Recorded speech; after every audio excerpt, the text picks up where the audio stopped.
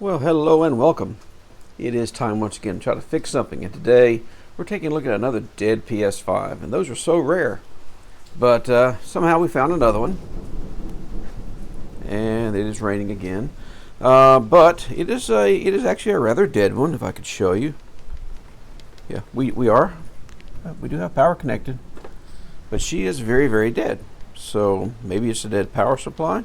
I don't know. This is a 1015 model. So I should have some spare supplies should we need one. But let's get on into it and just see why it's so dead. And with the side plate off, I'm happy to report that it is still sealed. That's nice, very nice. A sealed original PS5 1015 model. Very nice.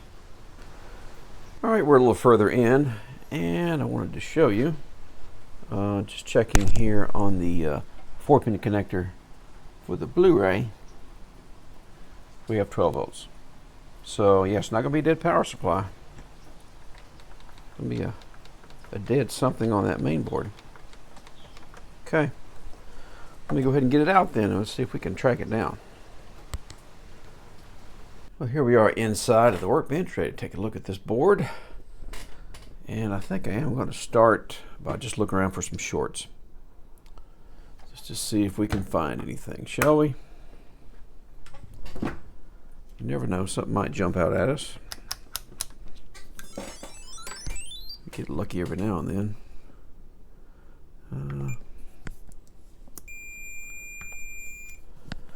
Do we happen to have a 5-volt short? Those are rather common. No 5-volt short. Okay. Do we have a short around this DC-DC converter right over here? Let's check. Like this is a 3.3. Nope, no short. 1.1. No. This fuse is good. Is that right? Yes, the F7003 fuse is good. There's no short there. Well, what else could it be? I just kind of, figured we had a bad, these caps on the 5-volt rail on these USB switches here. Common to short. Just knew there was going to be a little short jump out at us here. That's ground. But no. Not going to be quite that easy. What was that? 60-something ohms? And climbing. And that's just charging the capacitor up. But I'll keep that in mind. There's a fuse there also. Let's see. This is the supply for the SSD controller. That's all fine. What about? Let's take a look at the back of the Southbridge. A lot of heat around this RAM, hasn't there? Can you see the? I can see the discoloration up here and right in here. That has been hot. Okay. The area of our Southbridge. Ooh, 12 ohms. That's not good. So we just have a dead Southbridge, don't we? And I can't remember if this is either 1.15 or 3.3. I can't remember. I can never remember. I need to write it down, I guess. Probably goes in at another place. Yeah, there it is again, 11.5 ohms. So, and of course this will be a 61 GG because this is the original. And I think we'll see that short up here at the top of this IC also, because that's where it comes from. Right in here somewhere. Where is it? This one.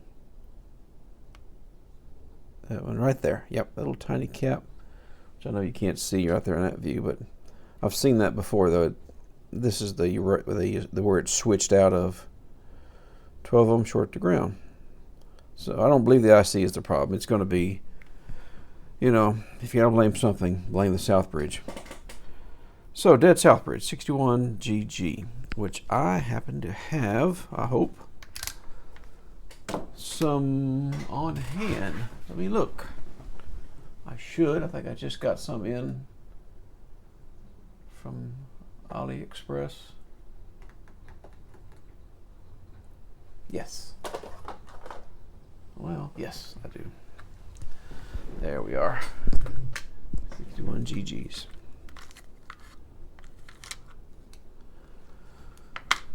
Of course, they'll have the lead-free solder balls, but you know, I'll deal with it.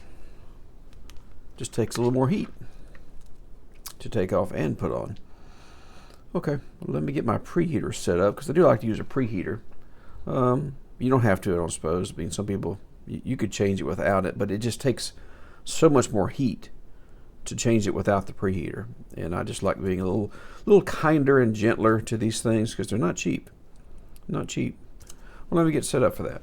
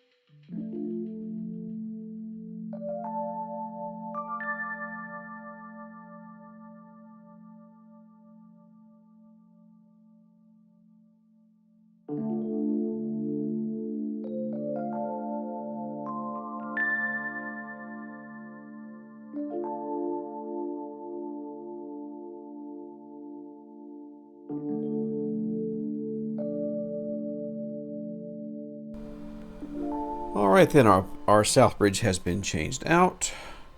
So I think that's going to be in good shape. Let's just see how much current it draws. I've got my 12-volt bench supply connected. Let's turn it on and see if we get a normal looking boot. There we go. 293, 294. I'll take that. I'll take that. Alright, I think that will work. We're ready to test this. Let's take it back out there in the garage, slip it into the chassis, and let's just see if it will now turn on. Well, here we are back out in the garage. I have put this thing back together just enough. Redistributed the liquid metal, got that all cleaned up. If she turns on, she should stay cool. Let's find out. There we go. That's good to see. I think our Southbridge is healthy. We are booting up. Excellent, excellent, excellent. All right. This thing's in really good shape. I don't really have too much cleanup to it. I think it'll work just fine if I slip it back together. So let me put it all back together and we'll give it a good test. How's that sound? There we go.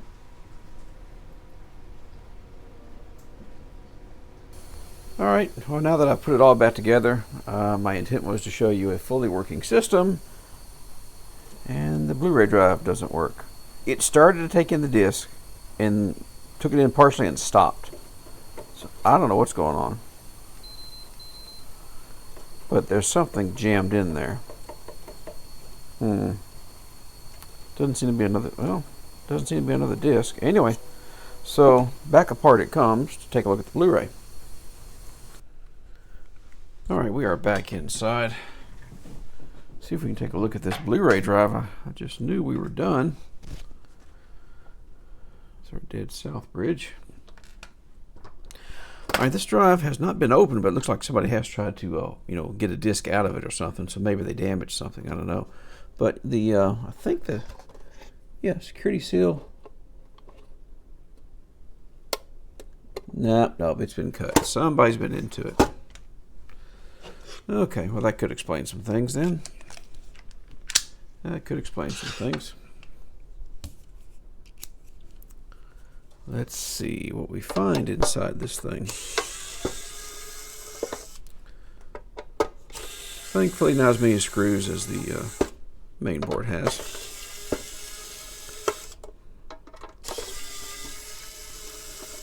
I hope we're not like missing the entire laser assembly or something like that.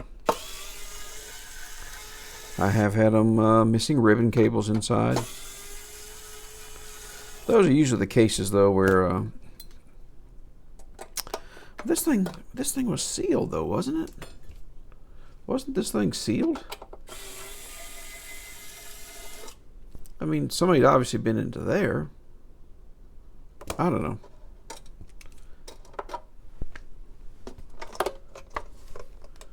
Sure looked like the tape was torn over there on the side.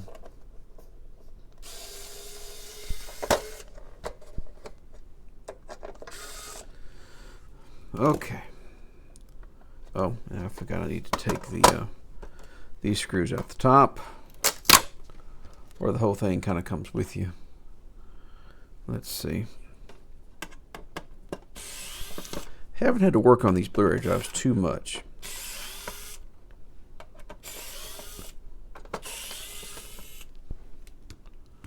I have had bad lasers. Okay, what's going on? I don't see anything.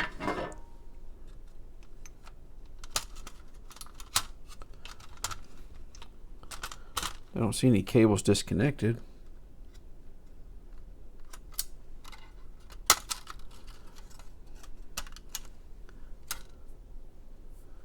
Screws are in place. I guess let's just get the thing out in our hands.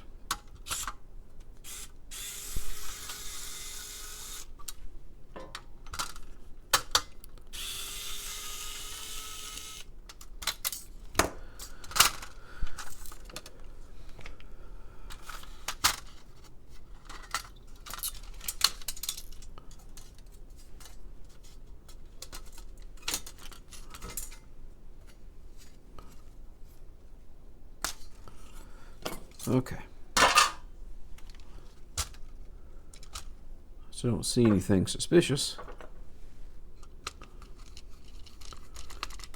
No broken pieces. Nothing has fallen out of it. Oh. Forgot there's two in the front here.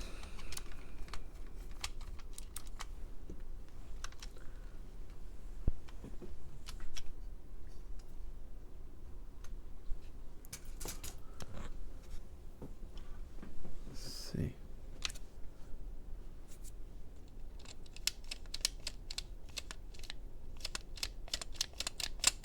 Okay, I don't see anything.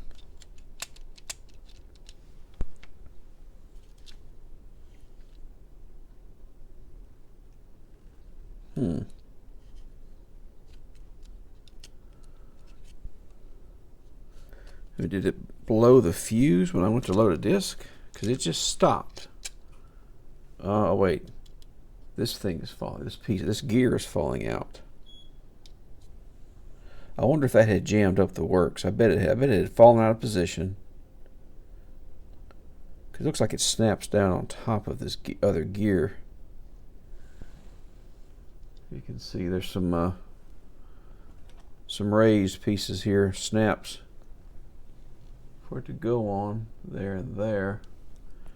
Line it up with these little notches, the holes in this piece. Let's see if that'll snap back on there.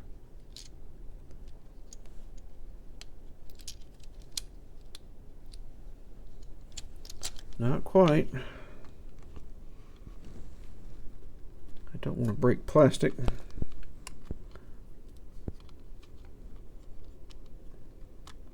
There it goes. That was a satisfying snap. So somebody, sure seemed like somebody had walked a disc out and managed to knock that gear out of place. Unless it was that way from the factory. I'm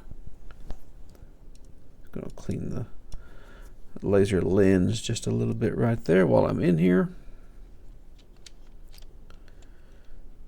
Haven't had much trouble with these rollers. Sometimes, I mean, eventually, like on the PS4, after these things are old enough, these rollers will start, you know, they'll get dirty, but they also, if they're around nicotine smokers, it just seems like the rubber gets hard and they lose their grip.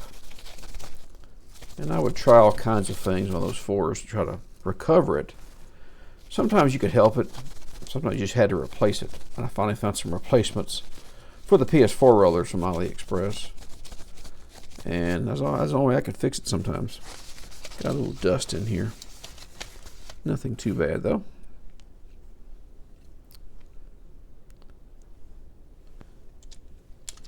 Put these rollers back in here.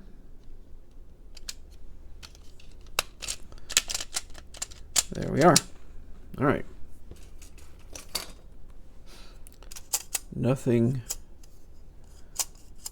Micro switches look good there. None of them broken. Slip this back on here. It's something that's easy to do when people take these things apart. They won't align this little plastic piece right here into this slot, and it won't work. But that one looks good.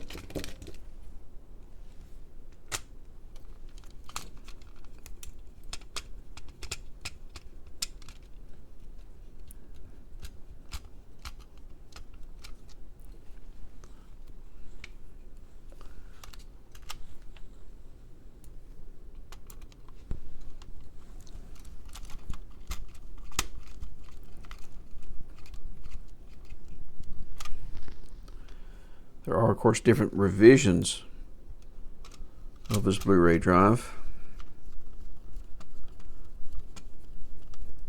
I can't recall exactly when they changed, but I've run into it trying to swap parts between drives and they won't work. And quite often you can tell by the way this ribbon cable is turned. Because there's one where it's you can see the writing on it like this, and the other one that's inverted the other way. And you'll be trying to twist this cable around to make it line up with the board. So there are different versions. Let's see if I can get this back in there.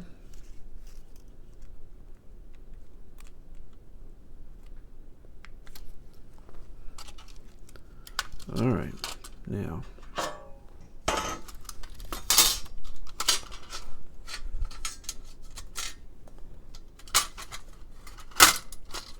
there we are.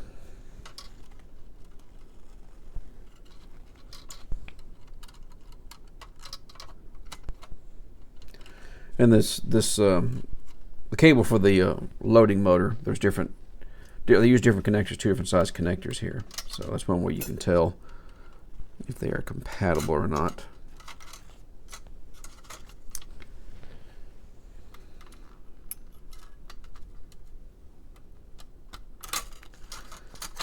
All right. Let's see if we can get this back together.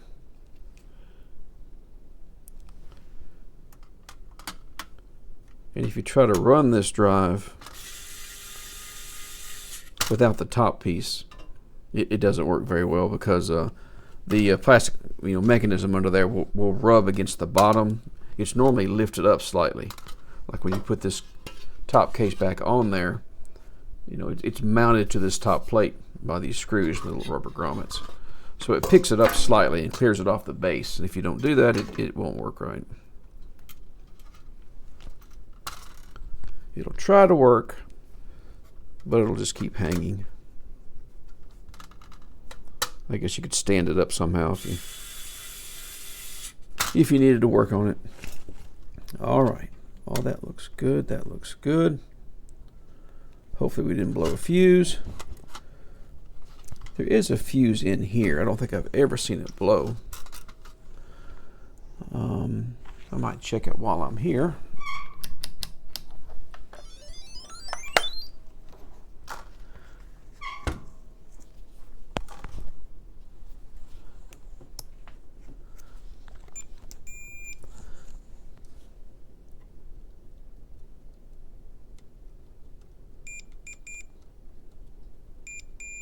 Yep, I think we're good.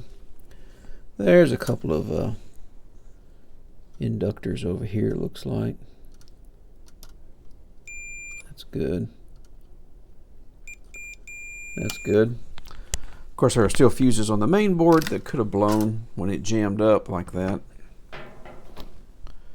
But they're like 5 amp fuses, so I kind of doubt they blew. But we'll find out.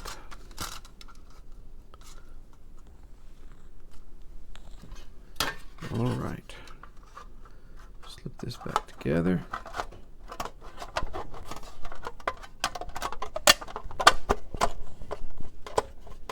Nope, it's not quite lining up.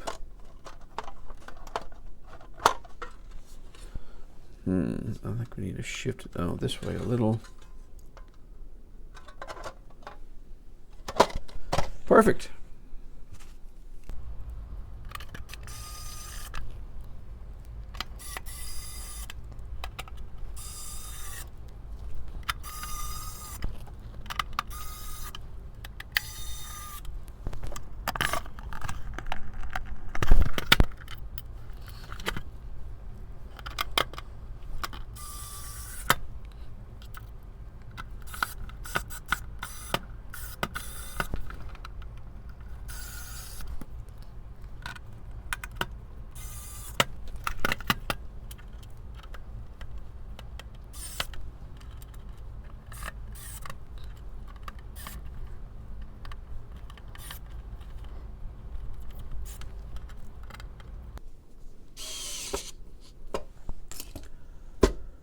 All done.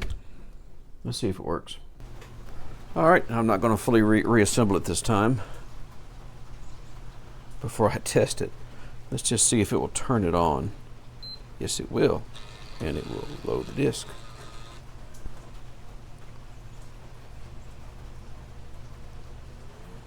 And we are spinning.